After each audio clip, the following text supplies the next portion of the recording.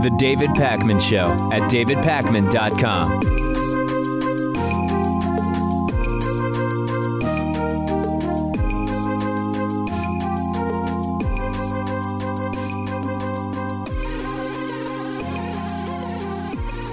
Here in the United States, we have what I would describe as an employer-connected, for-profit health insurance system. And there's nothing sort of natural or obvious about that system. We could have had a different system all along. And actually, in his book, Deadly Spin, Wendell Potter talks about this, how I think it was between World War I and World War II, we were starting to think about maybe not going in the direction that we went and maybe going with something more like a universal or government healthcare program like many of our European counterparts have. That was aborted because it was too similar to what at the time Germany was doing, our enemy at the time, Germany. And so we got the system that we currently have. In the 1990s, we started seeing these proposals from right-wing think tanks for what we ultimately ended up with in Obamacare, which is a mandate that everybody get insurance, but from for-profit private insurance companies. It didn't happen in the 1990s, but eventually it did with Obamacare. So this is really a right-wing system. People like to say, oh, Obamacare is a government takeover. It's socialism, it's communism. There's really nothing communistic or socialistic from mandating that everybody become customers of for-profit insurance companies. So to begin with, the Affordable Care Act is pretty damn right-wing.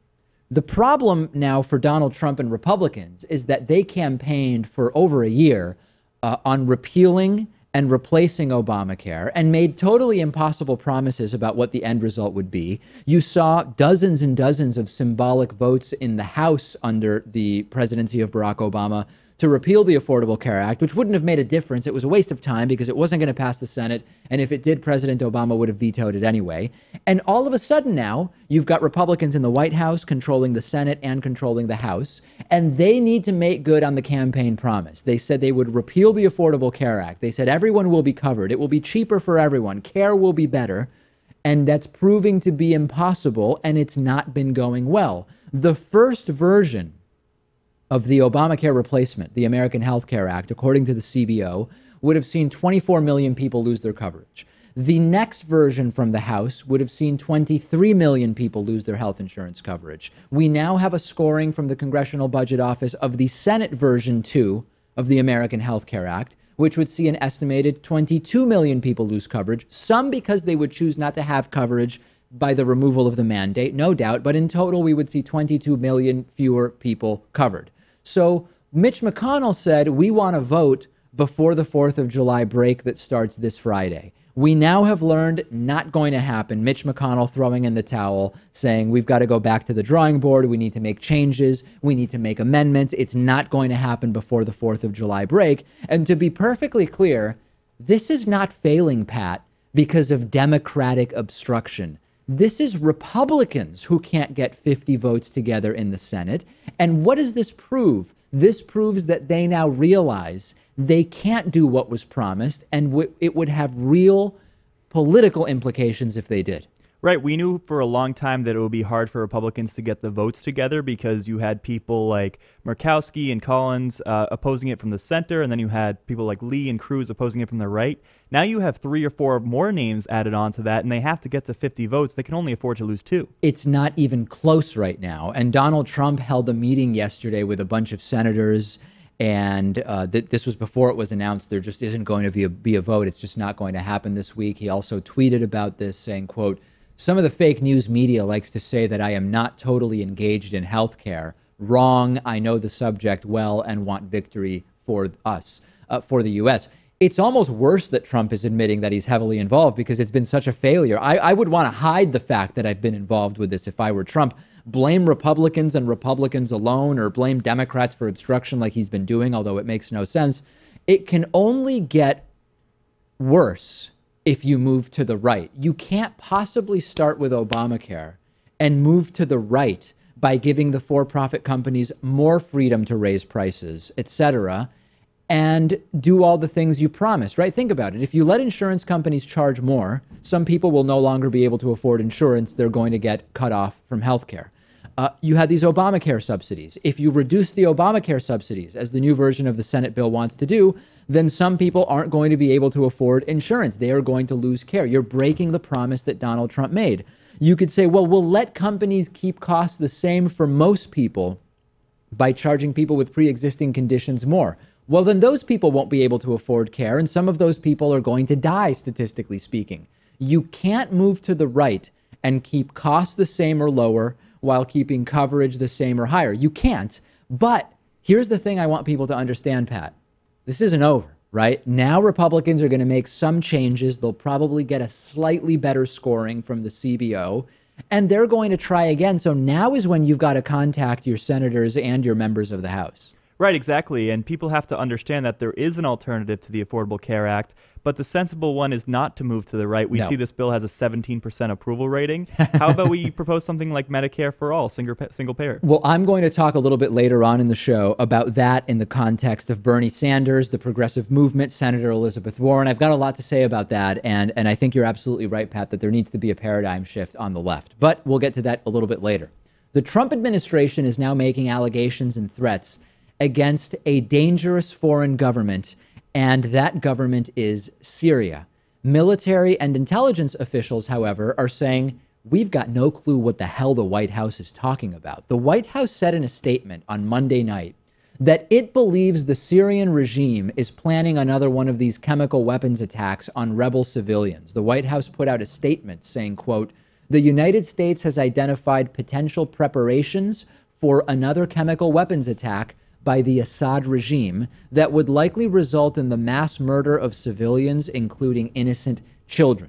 So basically what they're saying is, we are seeing Syria do things similarly to what we observed before that April 4th sarin gas attack, which killed dozens of civilians and which caused Donald Trump to send cruise missiles to a Syrian airbase. So they say it's been abnormal activity at an airbase where we suspect Syria is storing chemical weapons. And they went on to say in this exact same statement, quote, if Mr. Assad conducts another mass murder attack using chemical weapons, he and his military will pay a heavy price.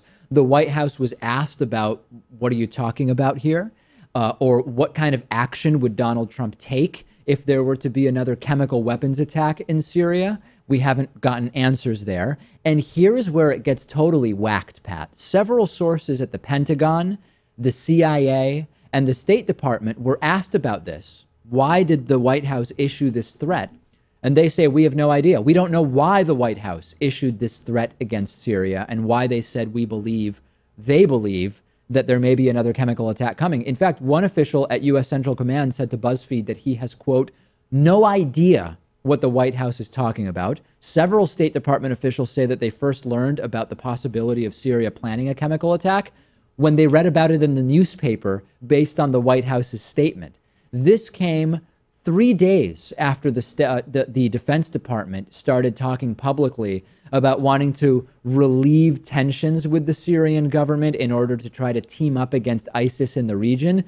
I'm guessing that's not going to be helped by this release from the White House. No, and the idea of making a threat isn't necessarily a terrible one because you might as well stop the chemical attacks from happening if you can, rather than having to deal with the repercussions and perhaps, attacking them if need be. The problem that you run into if you're not on the same page is maybe you run into the same thing that Obama dealt with that red line in the sand. Certainly. Then you have this obligation to commit to that red line and enforce what you said in the first place. And of course, that would bring up issues of whether Donald Trump has the authorization to use military force in that case, because that anti-Al-Qaeda AUMF certainly is running ragged at this point as a justification. And there's really two possible scenarios of what's going on here, and neither scenario is really good. Okay, so number one, these might be serious allegations that the administration is making against Syria. They might be based in fact. And the Pentagon and others are saying, we don't know what they're talking about because once again, Donald Trump and the White House may have spilled what is supposed to be secret classified information. Imagine that we did have this intelligence which suggested, you know what, Syria might be about to do this. And Donald Trump and the White House weren't supposed to go public with that. That's one reason why when you go to the Pentagon, they might say, nope, no idea what's going on. No idea what's going on whatsoever. And that yet again would be incredibly dangerous if once again the Trump administration is jeopardizing national security by talking about stuff that's supposed to be secret and classified. The other possibility, Pat, is that the White House is making it up, right? That the White House decided to completely conjure this out of thin air merely to threaten a foreign country, saber rattling to distract from the endless scandals of the Trump administration. That would also explain why the Pentagon would say, what? We have no idea what you're talking about. It just sounds like the latest chapter of Trump either disrespecting the intelligence community and or inappropriately revealing classified information. And it sounds very unbecoming of someone who criticized Hillary Clinton for doing the exact same thing. Absolutely. And this could be, the big picture here is maybe the administration wants to distract from everything that's going on with the healthcare disaster. Who's talking about the tax plan anymore? That's dead in the water. Mexican wall that Mexico will pay for. I mean, that hasn't been brought up in months at this point. Countless other scandals, Trump, Russia, etc.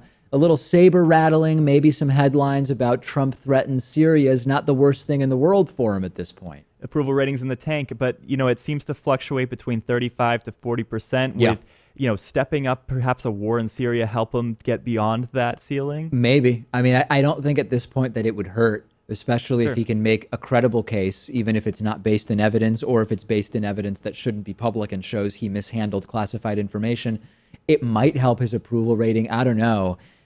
Bottom line, though, whether it's true or not, right, whether it's actually true that Syria may be in preparations for another one of these chemical gas attacks, talking publicly about it is some combination of saber rattling for approval ratings combined with attempts to distract from all of the bad things that are going on, including, as I mentioned at the top of the show, yet another embarrassing failure of the healthcare bill. We cannot understate for a second the level of embarrassment that Republicans should feel after years of talking about repealing and replacing Obamacare, that they still can't put together a plan that even Republicans can agree on, never mind bringing on any Democratic support. So I would not put it past the White House to try to distract from that and rattle sabers by saying, you'd better not, Syria. We know what you're doing and we're not going to let you. Send me your thoughts about this. Where are you on this issue? I'm on Twitter at @dpacman. I encourage you, I ask you sincerely and humbly to follow me there. You can also follow The David Pakman Show on Twitter at David Pakman Show. We'll be back after this. The David Pakman Show at davidpakman.com.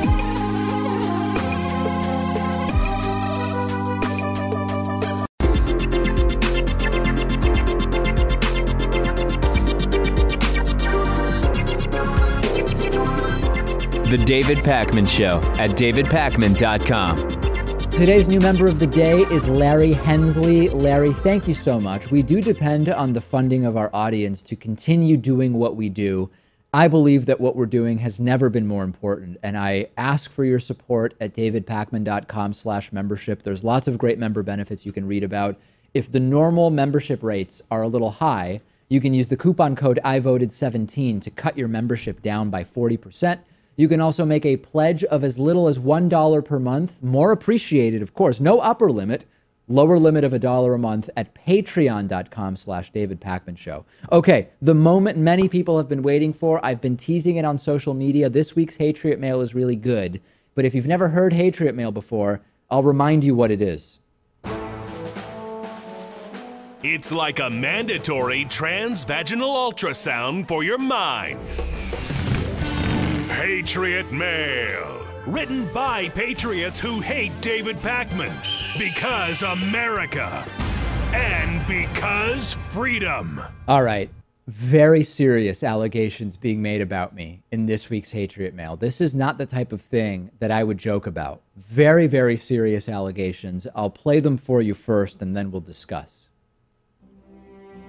David Pakman is a violent homosexual. Not that bad to be a queer, but to do violent things to young boys is inexcusable. David is as gay as hell. Not that I don't think he has this right to be queer, but he looks like a very effeminate man or woman. Your site is apparently on a list of extremist propaganda compiled by a private advisory panel to the federal government of Canada. Thanks, and please find a new avenue for the lies spewed by the supposed gay activist David Pecan. David Pecan. That is apparently my new last name. Or Pecan. I like that they add, it's not that it's bad to be gay, it's bad that David is molesting little kids, which of course is a baseless allegation, Pat, which I shouldn't even have to defend myself against. Yeah. This is a very, very, it's just very dark in some way. I'm on some propaganda list in Canada, according to some private, like, how does someone even come up with this? Well, it has that offensive false association between homosexuality and pedophilia. Of course. I mean, that's a given.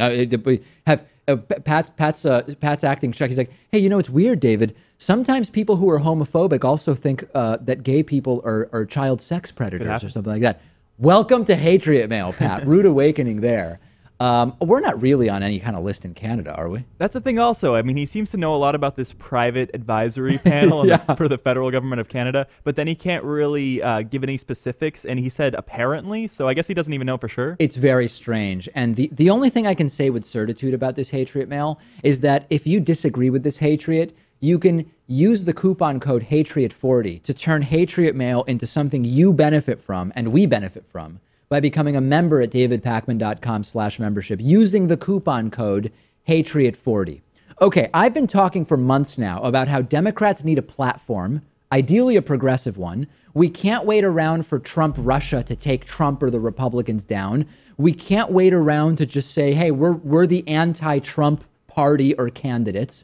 It's too unpredictable. The I'm not the other guy idea, motif, has never really worked too well in American politics. So my advice was progressives within the Democratic Party need to pick three main topics. Healthcare should be number one. Some amount of healthcare for all, right? Doesn't necessarily mean single payer, but maybe you start with that or a public option and negotiate to a public option. That was number one. Number two, we've got to make a case about the climate and about the environment. That is not a science-based case because we know that the deniers don't care about the science. It has to be a case made along patriotic, national security, and nationalistic lines to try to appeal to moderates and those on the right. And number three, we need some kind of cohesive approach to this amalgam of other issues, which are everything from immigration to race relations and internal problems, okay? Those were my sort of three suggestions. And now Senator Elizabeth Warren, Democrat from Massachusetts, says that Democrats in 2018 and 2020 should campaign on a national single-payer health care plan. Hello, we had a guy in 2016 who believed in that. His name was Bernie Sanders. And Senator Elizabeth Warren opted not to get involved in the Democratic primary, instead supporting the eventual winner, Hillary Clinton. Cenk Uygur recently asked Elizabeth Warren, why didn't you support? It seems like you're close to Bernie Sanders' politics. Why didn't you support Bernie Sanders during the primary? And she gave some bizarre, unintelligible answer, which we played for you last week or the week before. And now she says, hey, here's an idea. Democrats should run on single-payer health care for the next two election cycles. Here's what she said to the Wall Street Journal a couple of days ago. Quote, President Obama tried to move us forward with health care coverage by using a conservative model that came from one of the conservative think tanks that had been advanced by a Republican governor in Massachusetts. Spot on so far, Elizabeth Warren. Now it's time for the next step, and the next step is single payer. Obviously, she's right. But where was she last year? Bernie Sanders was that guy, and she sat out the primary and didn't explain why to Cenk Uygur. I like Elizabeth Warren. We've had her in our studio. I voted for her in Massachusetts. I agree with the undeniable fact that she's one of the most progressive senators in the Senate at this point. When she's wrong, I've got to call her out. You've got to be kidding me here, Pat. There was an opportunity for her to make that point known in 2016 during the primary. In her defense, at the time, just about everyone thought that Hillary Clinton was going to be the Democratic nominee. And maybe Elizabeth Warren thought that had Hillary Clinton assumed the presidency, she would have had a greater role in her administration, perhaps been able to argue for things like universal health care at that point. It's a defense, but it's one that supports basically crony politics as usual. So while what Pat's saying is probably true, right, but it's not a defense of the underlying morality of the decision that she made. It's sort of a defense of the practicality. And speaking of practicality, Yeah, you're not going to get single payer with a Republican House, a Republican Senate, and a Republican White House. There's no doubt. But stake a line in the sand and negotiate from that. And there is a case to be made. Hindsight bias is significant. There's a case to be made. Obama started with maybe a public option and negotiated to a center-right think tank policy from the 1990s. Maybe if Obama had started with single payer, he would have ended up negotiating to a public option. Sure. And I think the time to argue for single payer is now. It's not after the Republicans are able to pass their abortive health care plan and so many people lose coverage. No doubt. People have to realize that there is an alternative to the ACA, and the best one is on the left side. Oh, this is a particularly good time because of the disaster after disaster that Republicans are proposing with these American Health Care Act versions.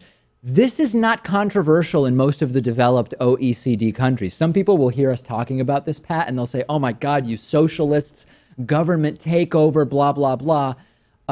Countries that are not socialist countries, that are our level of development, have decided, hey, we're going to nationalize healthcare because it's cheaper and it works better. And by the way, don't just campaign on it. I say start actually trying to move it forward, whether it's H.R. 676, which is known as the United States National Health Care Act, or also known as the Expanded and Improved Medicare for All Act. It's out there, which would establish a single payer system, period. Don't just campaign on it. Start working on this issue. So, hey, Elizabeth Warren, you're right. Where were you 9 months ago? That's my question. Hey, I need to prepare you for something that we're starting to see crafted by right-wing media about Trump-Russia collusion. More and more conservatives are laying the groundwork for defending Donald Trump's collusion with Russia by saying, hey, you know what? Even if Trump colluded with Russia, it wouldn't be a crime anyway. So here's how it's gone. It's amazing how these things develop, Pat. Before, it was 100% didn't happen. No Trump collusion with Russia, no coordination, didn't happen, Russia not involved, period.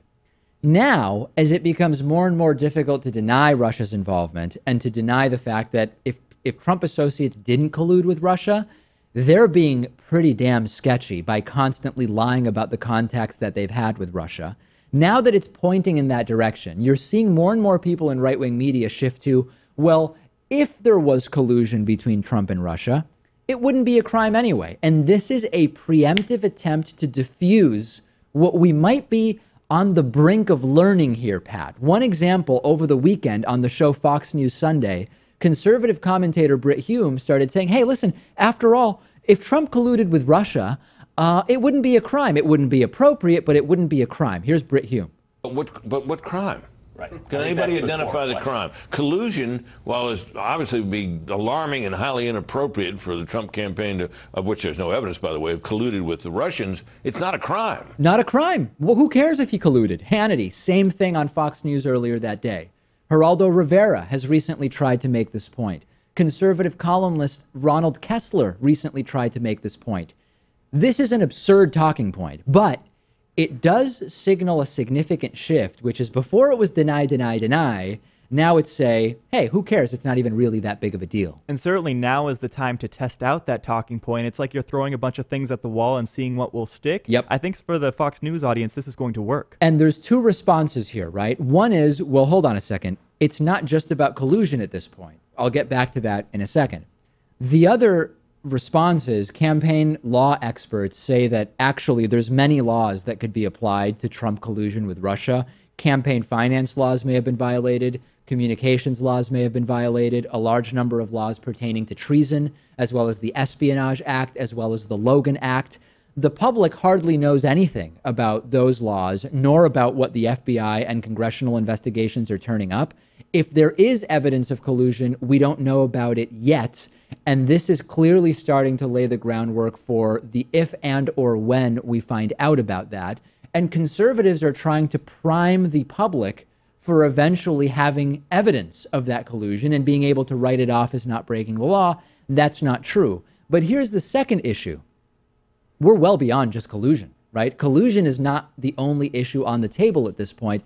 It's arguably not even the biggest issue on the table. We are now talking about obstruction of justice, and we've been talking about that from a number of different angles over the last month or 6 weeks, as well as the cover-up attempts on this. And very often, it's not the initial crime, it's the cover-up. And if the collusion was the initial, we won't call it a crime right now, but we'll call it a transgression. We've got way more now than just the collusion. It's the cover-up and the obstruction. So this floating of a talking point, it actually may work, as will many of these manipulation techniques on Trumpists, but it's a drastic distortion of reality. And let's take a look at 3 of the charges levied against Richard Nixon during the Watergate scandal by the House Judiciary Committee. Yeah. 1, obstruction of justice. 2, abuse of power. And 3, contempt of Congress. Right. When you have Trump floating the idea of tapes, and maybe there are, maybe there aren't, maybe he's not giving them over to Congress, when he's not releasing his tax returns, when he's firing the people in charge of investigating him, I think those could count for all 3 of those things. Indeed, and individually, and this is where you're building a case, right? Individually firing person A, that is not a crime. Not releasing your tax returns, also not a crime. It's something done by tradition, not a crime by any means. But if it all fits into the an attempt to cover up and obstruct finding out the truth about Trump's connections, that's where it can become part of one of these cases. And by the way, during the same show on Fox News, Brit Hume talked about how the FBI is Democratic partisans.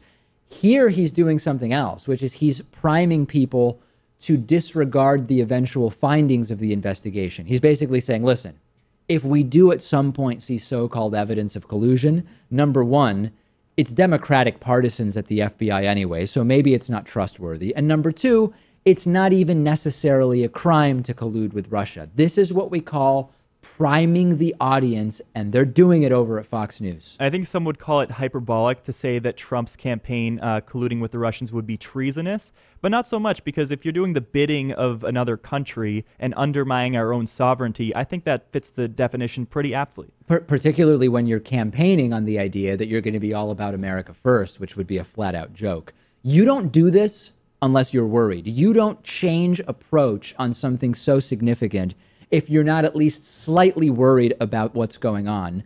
And we are already starting to learn about what the defenses will be from Trumpists. Can't trust the FBI anyway. Collusion's not illegal anyway.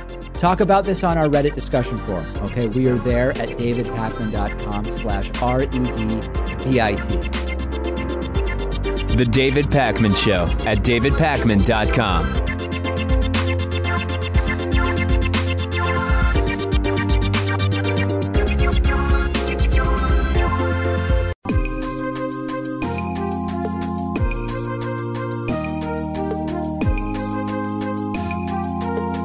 Welcome back to the David Pakman Show. I'm joined today by Dr. Karen DeSalvo, who has practiced medicine for 20 years in Louisiana and most recently served as health commissioner in New Orleans and then as acting assistant secretary for health in the Obama administration until January of 2017. It's so great to talk to you. You know, we've been following the various iterations of Republican attempts to repeal and replace the Affordable Care Act, each worse than the previous in some ways, with some marginal improvements depending on where you look. From a sort of 30,000-foot perspective at this point, what do you think is the fundamental problem with the approach that Republicans are taking to these bills? It's hard for me to stay 30,000 feet because I'll be honest with you, all I can see are the faces of the patients that I took care of over the years who were uninsured and who now I know are going to have to struggle again, go to bed worried that they're not going to be able to get the medicine they need or to have some bankruptcy issues. I mean, this is also not just about the uninsured, but I think the fundamental challenge that we're facing with this new approach is that it touches everybody in this country in some way. It stands to reverse some tremendous progress that we've made in the last 8 years to see that people have access to affordable health insurance, which gives them access to care and then health. And it's a pretty big step backwards. One of the approaches I've taken is that if you start with Obamacare, which is really no progressive panacea, right? I mean, we're talking about, particularly when we talk about the individual mandate, this is something that was proposed by a conservative think tank during the 1990s. There's nothing socialistic in any way of mandating that tens of millions of people buy a product from for-profit companies. When you start with that, and then you look at the promises that were made by the current president of it's going to cost less, no one will lose coverage, and quality of care won't go down, it's just sort of impossible, right? I mean, there's really no way that you can take Obamacare, which is already not, as I said, far to the left, and go further right and do those things that the president said can be done. Somewhere, someone's either going to have to pay more or have fewer benefits or have a lack of access. From a mathematical standpoint, am I missing something there?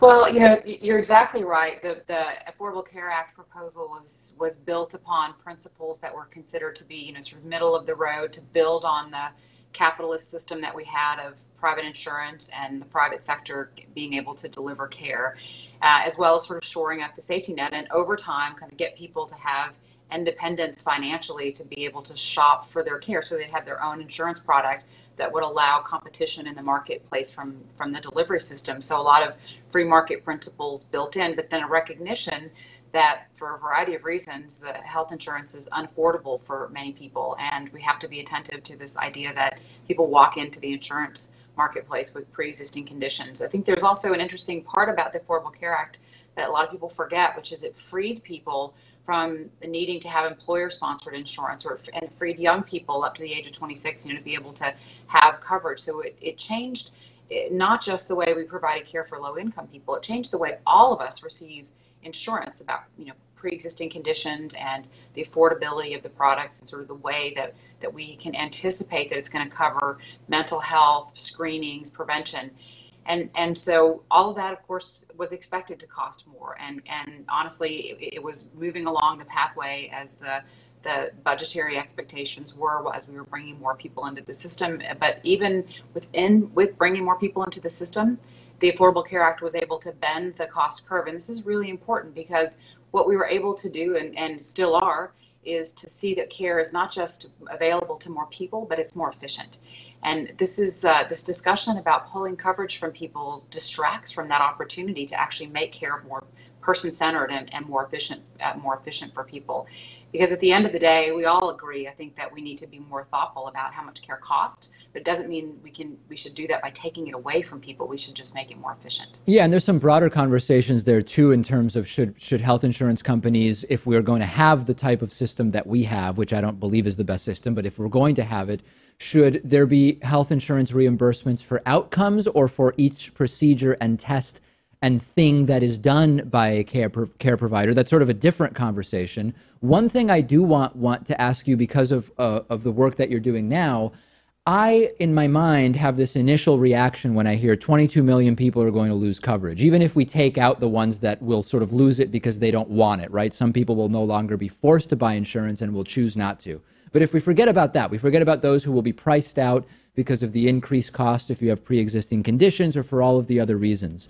Do they, in your mind, understand why that would happen? In other words, will there be political repercussions to those who repeal and replace Obamacare, or will it just be blamed on Democrats, as Republicans and Donald Trump have tried to do for months now? Will there be a price to pay, I guess is what I'm asking, if indeed millions of people lose coverage?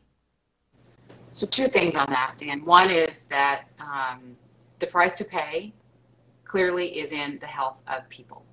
So no matter the political repercussions, as a doctor, as somebody who has been in this space for a long time, the data is pretty clear that health insurance saves lives and it reduces suffering, that there is going to be suffering, and people probably are going to lose their life if they don't have health insurance coverage. And that's not, I think the second piece of this that folks forget is that most of the people who have benefited from what happened under the Affordable Care Act from an insurance standpoint are people who are working poor in particular, that have no way to access health insurance coverage and make too much even to be eligible in many states for Medicaid. And maybe I'd just add a third thing, is we keep getting hung up on this 22 million number, and they're very important people. They're going to be, you know, our patients and our neighbors and our family who are going to lose access to coverage.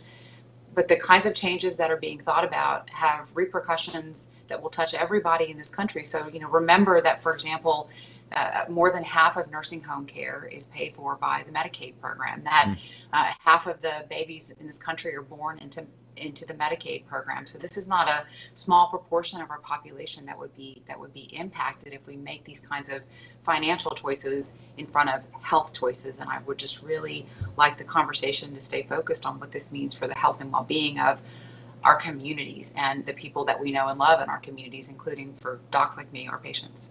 Are you of the mindset that the employer-connected for-profit health insurance paradigm that we have can be, quote, fixed in a way that really works well? Or do we need to be looking at other systems altogether like most of our other developed country counterparts have? No, I'll actually point to the American Medical Association, who in their recent Congress added a need to look at other models of financing healthcare, including single payer systems. So even kind of traditionally conservative physician groups are starting to say maybe we should at least look at the options. The reality is that we have a private pay system by and large that has some overlap with a public pay system. It's worked mostly. It's been working increasingly better for the last 8 years as more people have been brought into the system. So I frankly would rather see us in the short run fix what's wrong with the current system that we have, find ways to make sure that there are choices of products in the marketplace, that there are that we don't have challenges with out-of-pocket costs for people, but they actually can get access, especially for treatments for chronic disease when they have it.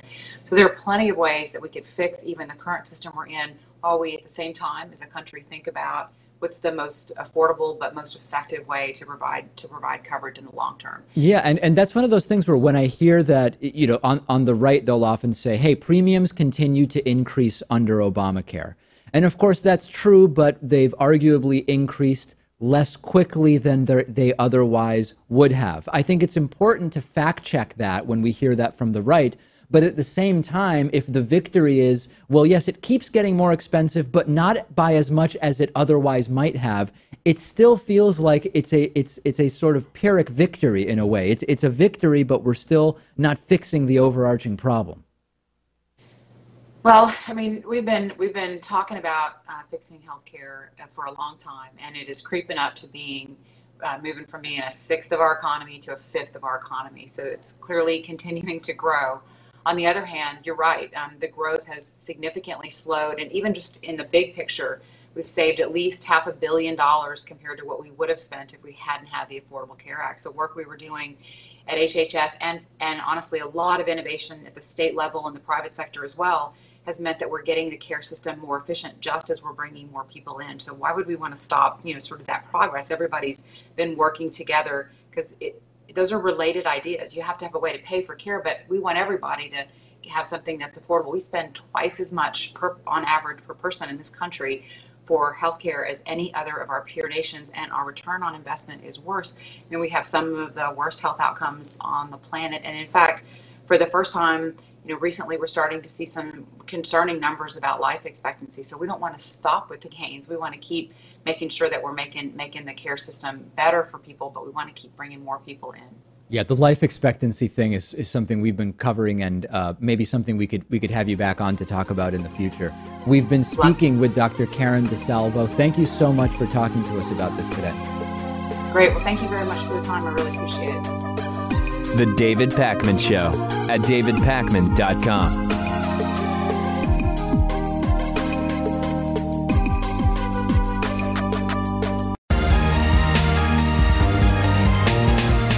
The David Pakman Show at davidpakman.com.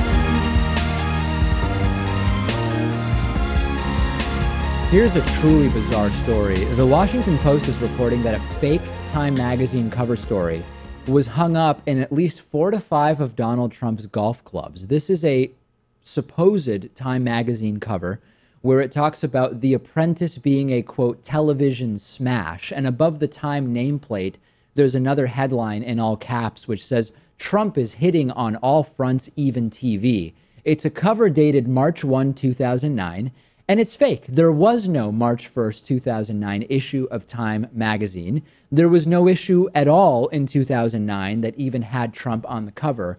And if you look closely at the cover, which we're doing now, you can tell that it's fake. If you look at the red border, On the Trump Time magazine cover, it's thinner than the one on the real Time magazine. You also notice that there's no thin white border next to the red border on the Trump Time magazine cover. If you look at the one on the left that I'm showing the audience here, you notice that not only is the red border thicker, it also has like a white bit of spacing there. And the placement of the headlines is also wrong. It's just not what Time magazine looks like. Time magazine was asked about this, and a spokeswoman, Carrie Chica, said, "I can confirm that this is not a real Time magazine cover." At 5 p.m. yesterday, a spokeswoman for Time said that the magazine had asked the Trump organization to remove the phony magazine cover from the walls where it was on display. The Trump organization was asked for a comment. They did not respond about that. Sarah Huckabee Sanders, deputy press secretary, was asked about it.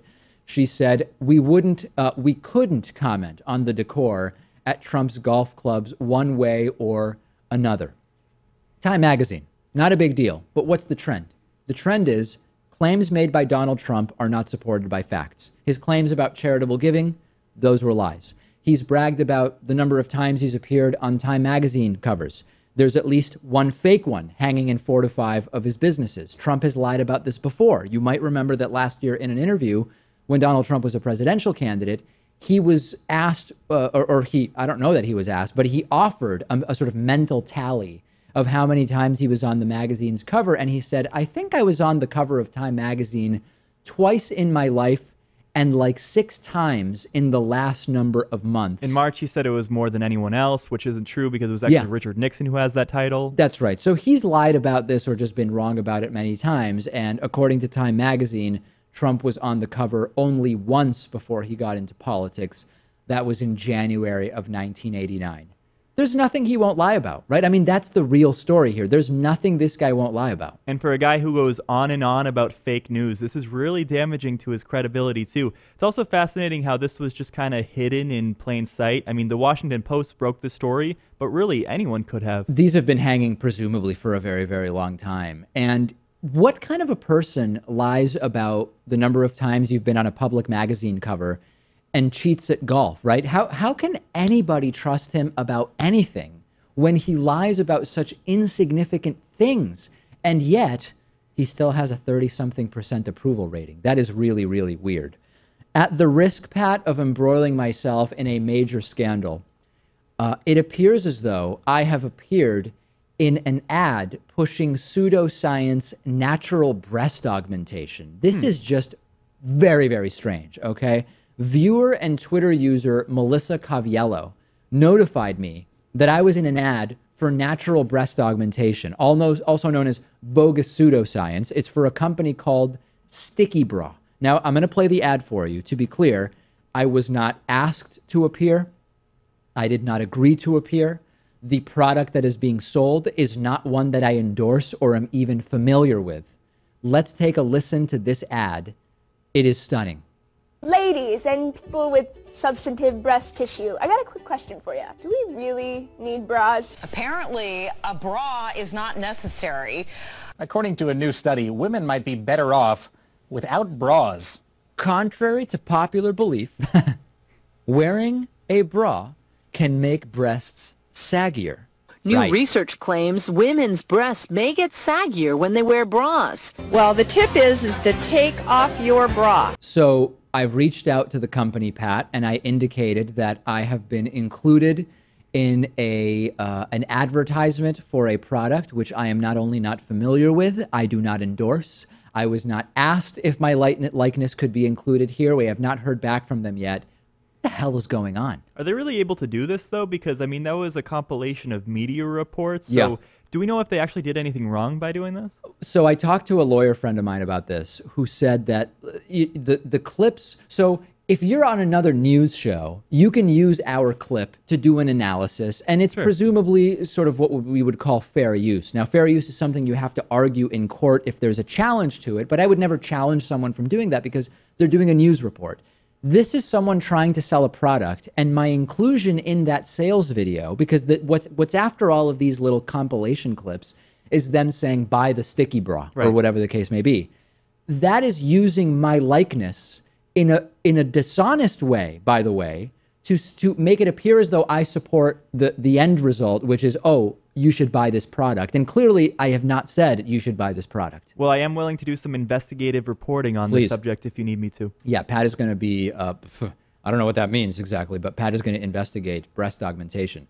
So now, Pat, I've been misidentified as a neo-Nazi, a dead gay teen who committed suicide, a harasser of women during the entire Gamergate situation, and most recently, an apparent advocate of so-called natural breast augmentation, which, as far as my knowledge goes, doesn't really actually exist. And I've gotten flack for my scandals. I'm surprised that the show is still going on after all that. I hope that this doesn't take the show down. I really do, because I got a bunch of people after the fact on Facebook who came across the ad. Melissa Caviello was the first one, and people were like, David, you know, I'm confused about your advertiser choice. It wasn't clear whether Sticky Bra was an advertiser on the show or whether I was endorsing it. Now, why I would be involved in endorsing breast enhancement products is weird to begin with. You're not the go-to for that I'm not the first person I would think of to do that. But in any case, it's bad out there, folks. It is real bad. And I encourage you, if you want, to write to Sticky Bra or something. I don't know. I'm hoping we can roll this into something even funnier. I don't know what that would be necessarily. But anyway, that's what's going on with Sticky Bra. No, I am not endorsing Sticky Bra. If you've gone out and bought Sticky Bra, whatever it is, as a result of my apparent endorsement, return the thing, because I do not stand by it. We've got a voicemail number. That number is 219-2-DAVID-P. We have a voicemail from the Eggman on the topic of the minimum wage. Take a listen to this. Hi, Dave. I really hate corporate welfare. I hate that Walmart employees get subsidized by the government because they don't pay enough. You're right about all of that stuff, Dave. I think minimum wage is way too low. But I want to ask you, how do you address the conservatives that tell you they've been working at a factory for 15 years and they started at $9 an hour, they work their way up to $15 an hour, they're making $30 grand a year, and then all of a sudden the kid at Burger King is making $15 and $30 grand a year? What does that do to the? I know they also get paid more, even in the factories. But what does that do to the guy that makes $15 an hour after 15 years to earn that position there, and he finds out he can go to Burger King and make the same amount of money? And Burger King is in a small town, and the factory that pays $15 an hour is a 40-minute commute into the city. So, Dave, can you address those issues? I'm not saying that it's wrong to raise the money. I'm just asking you, what do you say to the guy who makes that now after 15 years? Now all of a sudden he doesn't have to travel to get it. What happens to the factory workers? Okay, point taken. Wow, the Eggman's on fire. I get the point, right? Which is, you started at $9 an hour in a factory, you worked your way up to 15.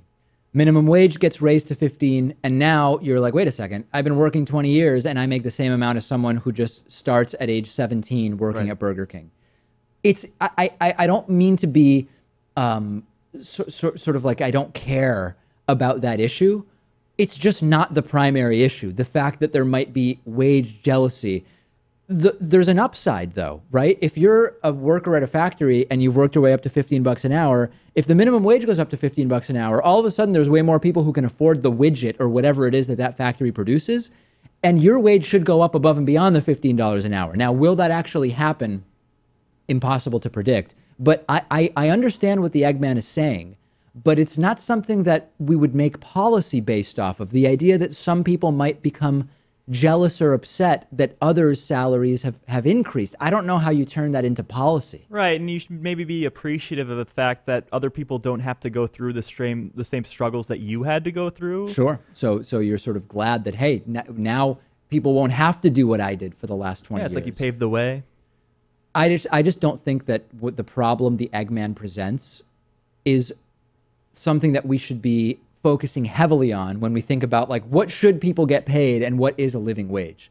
On the bonus show today, Cobfefi is banned as a vanity license plate in Georgia. Why? We will talk about that. More problems for United Airlines as an infant overheats while a plane sat on the tarmac for 2 hours.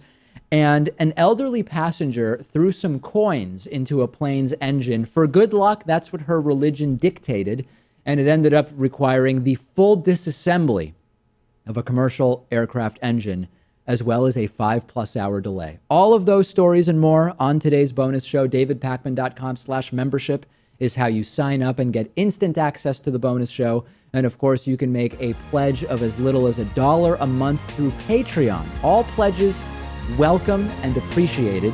Patreon.com/David Pakman Show. I will speak to you on the bonus show.